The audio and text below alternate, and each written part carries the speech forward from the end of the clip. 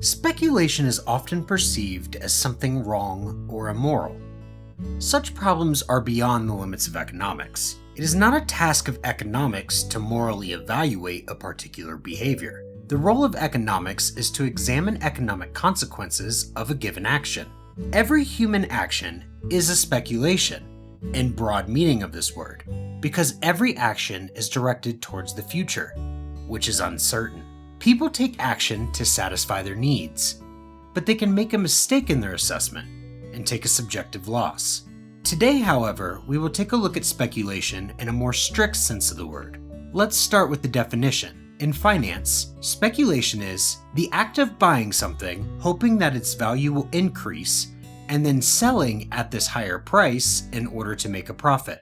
If you watched our previous video about the role of an entrepreneur, you can see some similarities. We've said that an entrepreneur notices the difference between prices of factors of production and the anticipated price of the final product and try to use it to make a profit. Actions of an entrepreneur is also a speculation in a broader sense, but the difference is he does something. He transforms factors of production into a new product, thus creating a new value. Philip Carey, who was a speculator himself, defined speculation in this way. Pure speculation involves buying and selling in the same market without rendering any service in the way of distribution, storage, and transportation. The man who bought 60 eggs and sells them a dozen per customer at a higher price is not a speculator in this meaning, because he must store the eggs and distribute them. His profits are the payments for his services, which customers want to pay for. At the same time, part of his profits may be speculative if the egg market price were to go up. We can thus notice that entrepreneur, even though he speculates in his business out of necessity, produces goods or services, whereas a speculator on financial, commodity, or currency markets does not, at least at the first glance. He only buys stocks, commodity, or currency, he holds them, and then sells them if the price goes up. Does this action have no other function? Is it harmful? Or maybe the opposite is true. It's both necessary and useful? Contrary to the first impressions, speculation is useful in the market. The first role of speculation is to accommodate the market to constantly changing conditions. Let's assume that speculators anticipate that there will be a big problem with the availability of crude oil soon, and its price will go up. They will start to buy oil at a present lower price, only to sell it at a higher price later. As a result, price of oil goes up because they are buying it. The price surge is an impulse for the rest of the market participants. It tells consumers to reduce consumption of oil, and it tells the producers to increase production. The economist Tobias Kahler writes that each speculator possesses a piece of dispersed, subjective, and oftentimes tacit knowledge, and reveals this information through his buying actions, which ultimately determine prices. In doing so, multitudes of market participants reveal data that otherwise could not be gathered. And then he adds that the market's efficiency derives precisely from its ability to gather and make available dispersed knowledge. Speculators are one of the driving forces behind this process. So, when the problems anticipated by speculators with crude oil availability come, the market will be better prepared for it. The prices will change less steeply than they would without speculators. Without them, there would be sudden, unexpected shortages.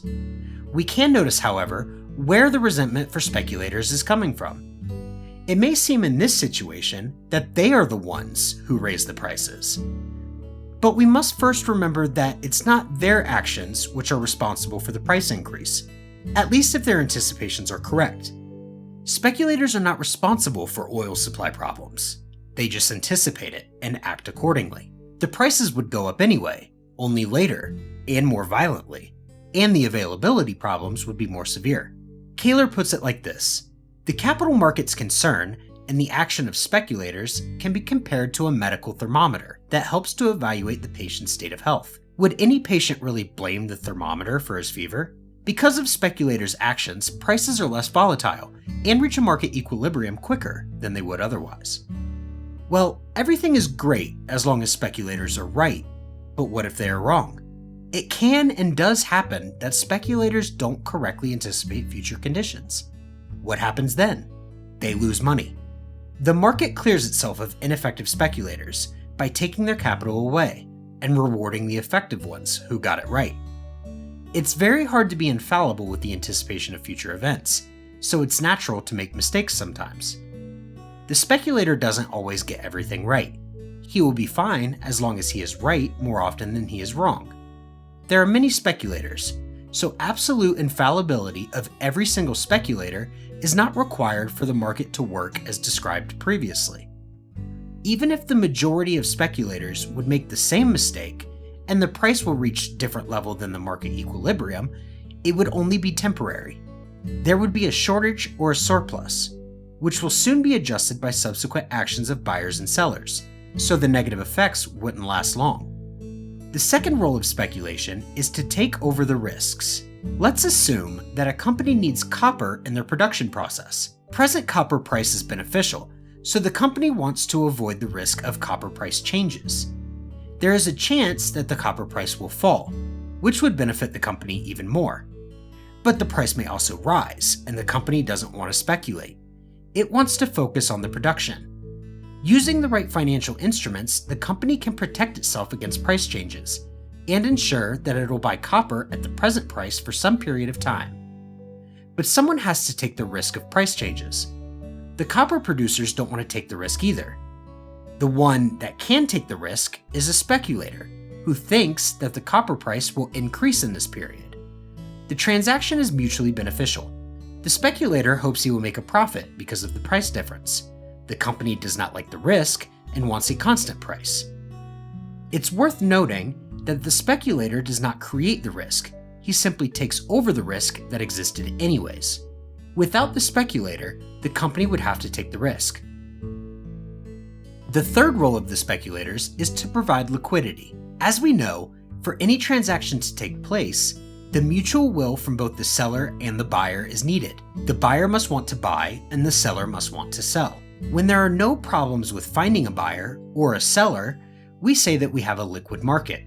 Illiquid or thin market is when there is a problem with selling or buying, because the other side of transaction is reluctant to either buy or sell. As speculators are not buying to use, but only to hold and sell later, it's easier to find a buyer or seller on the market, where there are speculators. Thus, this kind of market is more liquid than it would be otherwise.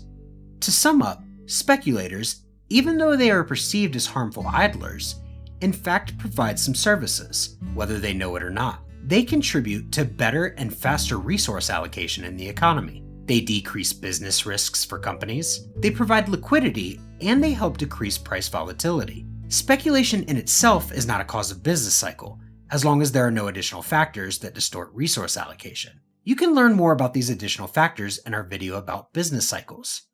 We will leave the moral judgment of speculation to you, our dear viewers. Please visit EconClips.com, where you'll find more videos like this one. If you like our work and want to see more, please support our project. You can see how to do that in the video description.